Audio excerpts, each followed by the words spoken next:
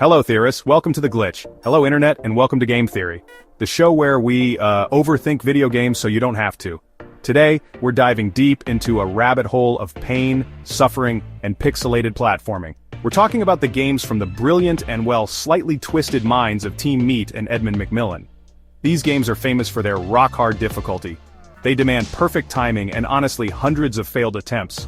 But what if there's more to them than just rage-inducing jumps? What if these seemingly separate worlds are actually connected? What if they tell one single tragic story about a universe breaking apart at the seams? Prepare yourselves, because this is not just a theory about gameplay, it's a theory about a reality that has been fundamentally broken. We are going on a journey through three specific titles: Super Meat Boy, Time Fcuk, and The End Is Nigh. On the surface, they seem completely different. One is a vibrant, cartoonish rescue mission, another is a monochrome philosophical puzzle about being trapped in a box. The last one is a bleak, post-apocalyptic quest for a friend, but look closer. Look past the art styles and the gameplay mechanics. You start to see threads, you start to see eerie similarities in character design, recurring themes of isolation, and a deep, dark undercurrent of reality itself glitching out. These aren't just separate stories, they are chapters in a saga of cosmic horror, hidden behind some of the toughest platformers ever made.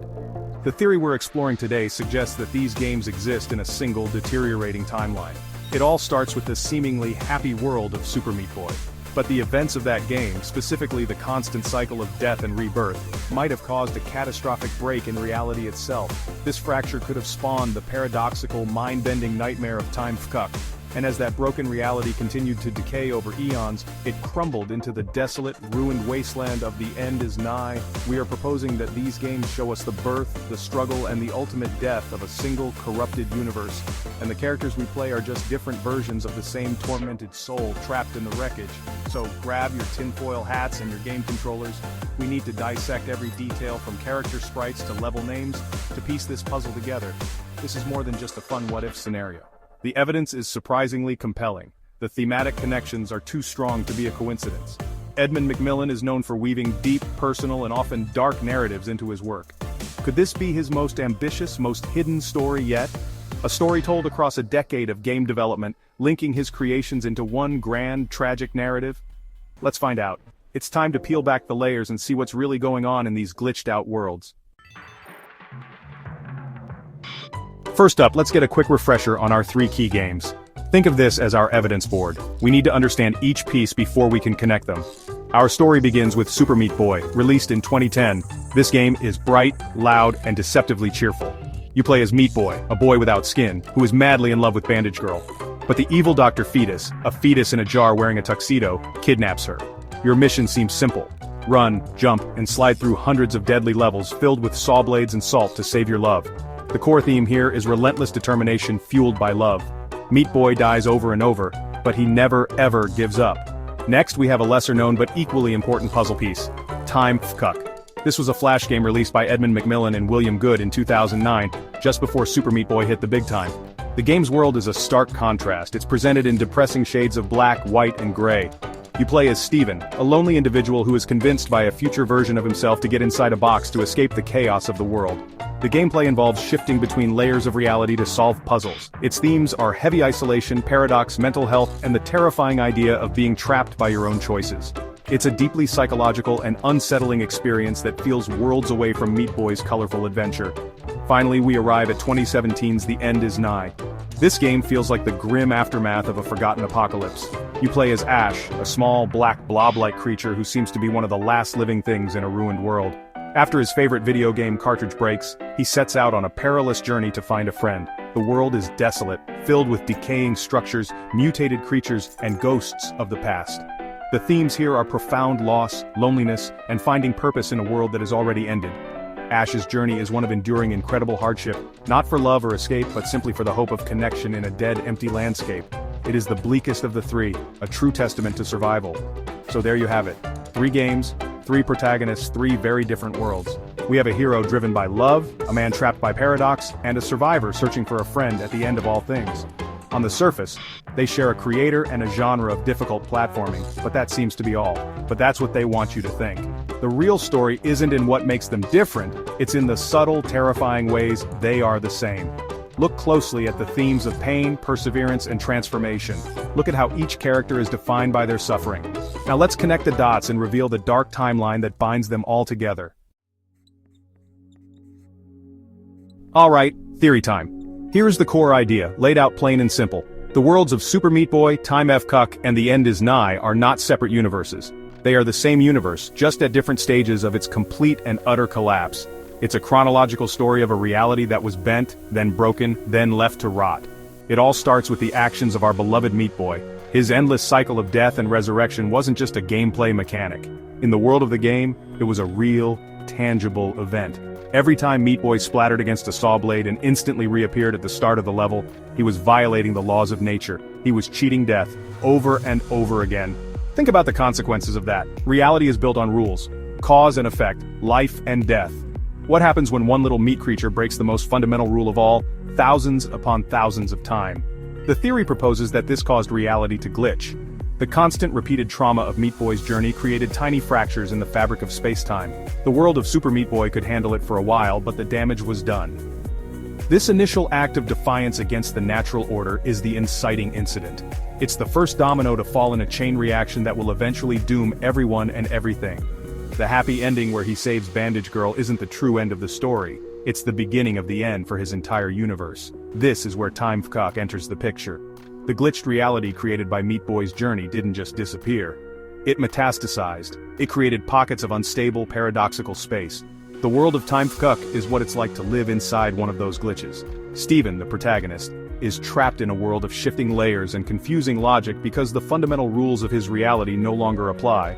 The game's core mechanic, switching between dimensions, is a literal representation of living in a broken timeline. His future self tells him to get in a box to stay safe, but this act of self-isolation is itself a paradox. He is trapped by a problem that may have been created by a skinless hero in a different world, a long, long time ago. From there, the decay only gets worse. A universe that is fundamentally broken cannot sustain itself forever. Over an immense stretch of time, these glitched realities would continue to degrade, like a corrupted video file. Eventually, they would collapse into the desolate wasteland we see in The End Is Nigh. The world of Ash is not a world that was destroyed by a bomb or a plague in the traditional sense. It is a world that has died of old age, worn down by paradox and instability, until nothing was left but ruins, mutants, and memories. Ash's quest to collect tumors and body parts to build a friend is a sad echo of Meat Boy's quest. He is trying to create life in a universe that is fundamentally, irrevocably dead. This is the final stage, the heat death of a glitched reality. Let's zoom in on our Ground Zero Super Meat Boy. The key to this whole theory lies in a mechanic we all take for granted, the instant respawn. In most games, dying and restarting is just part of the experience, but in the world of Team Meat, death is messy, painful, and constant. The game even celebrates this by showing you all of your failed attempts at once when you finally clear a level. You see dozens of Meat Boys running, jumping, and exploding into bloody chunks simultaneously. This isn't just a cool replay feature. I believe it's a literal depiction of what is happening in that universe. All of those attempts are happening. All of those deaths are real. This creates something truly terrifying. The Meat Boy paradox. He is both alive and dead in hundreds of places at once. Each time he respawns, a new Meat Boy is created or the old one is pulled back through time and space, leaving behind a bloody memory. This process would put an unimaginable strain on the fabric of reality. The laws of physics, time, and life itself are being stretched to their breaking point. The game's glitch levels might be more than just a secret challenge. They could be the first signs that the world is starting to fray at the edges. These are levels where the rules change, where the world looks wrong. They are literal glitches in the game's code, and perhaps literal glitches in the game's reality. Furthermore, consider the character of Dr. Fetus. He is a scientific anomaly, a sentient fetus in a jar. His very existence defies biology. But what if he is a product of this breaking reality? Or perhaps he understands it. He builds complex machines of death, forcing Meat Boy to die over and over. What if his goal was never just to keep Bandage Girl? What if his true malicious purpose was to force Meat Boy to abuse his power of resurrection, knowing it would cause the universe to unravel? He isn't just a villain. He is an agent of cosmic chaos, using Meat Boy's love and determination as a weapon to destroy everything. He is the catalyst that pushes Meat Boy to punch a hole in the timeline. The ending of Super Meat Boy sees our hero victorious. He defeats Dr. Fetus and rescues Bandage Girl. They share a happy embrace as the villain's castle crumbles around them. But the damage has been done. The thousands of deaths, the countless violations of natural law have left a permanent scar on the universe. The happy ending, is a lie, or at least a temporary one. The world seems fine on the surface, but underneath, the code is corrupted. The glitch has been introduced. The timeline is now unstable, vulnerable, and ready to fracture into the nightmarish, boxed-in hellscape that we will see next in Time Fcuk. The hero won the battle, but in doing so, he may have lost the war for reality itself. Now we move to the next stage of our timeline of decay. If created, the crack in reality is what it feels like to fall into that crack. The game's protagonist, Steven, is a direct victim of this broken universe. His world is confusing, contradictory, and claustrophobic. The very first thing that happens is a future version of himself appears and tells him to enter a cardboard box for his own safety. This act immediately introduces a paradox. He is trapped because his future self was trapped. Who was trapped because his future self was trapped? It is a closed loop with no beginning and no end, a classic symptom of a corrupted timeline. And honestly, the gameplay itself is the strongest evidence. Steven has the ability to Fcuk time and space, shifting between different layers of the same level. These are not just different rooms, they are alternate dimensions, existing on top of each other. This is exactly what you would expect from a universe that has been fractured. The clean, singular timeline of the past has been shattered into multiple, overlapping possibilities. Steven isn't a powerful hero. He's just a man trying to navigate a world where the rules of space and logic no longer work. The bleak, black and white aesthetic isn't just a style choice. It represents a world that has been drained of its life and vibrancy by this cosmic instability. The color and joy of Meat Boy's world are gone, replaced by confusion and despair. The themes have also aligned perfectly with this theory. The entire game is about isolation and psychological distress. Steven is alone, talking only to different versions of himself. He's plagued by self-doubt and confusion. This reflects the experience of a consciousness trying to exist in a non-logical reality. His mind is struggling to cope with the paradoxes he is forced to live through. The game's narrative snippets speak of alienation and feeling like an outcast. This could be interpreted as the psychological toll of living in a world that has been fundamentally glitched by the events of a previous era. He is an exile in his own reality. Most importantly, establishes that a glitch can be a place, a state of being. The box Steven enters is both a physical object and a metaphor for his trapped condition. The world outside the box is described as chaotic and dangerous, which could be the wider, unstable reality left in the wake of. Steven's choice to isolate himself in a seemingly stable, albeit paradoxical box is a desperate attempt at survival. But it's a flawed survival. He is safe from the outside world, but he is trapped in a loop of his own making. This is the middle stage of our cosmic decay, a reality so broken that the only option is to hide from it inside a smaller, self-contained paradox. After the initial crack and the paradoxical pocket dimensions, what comes next? Utter and complete decay.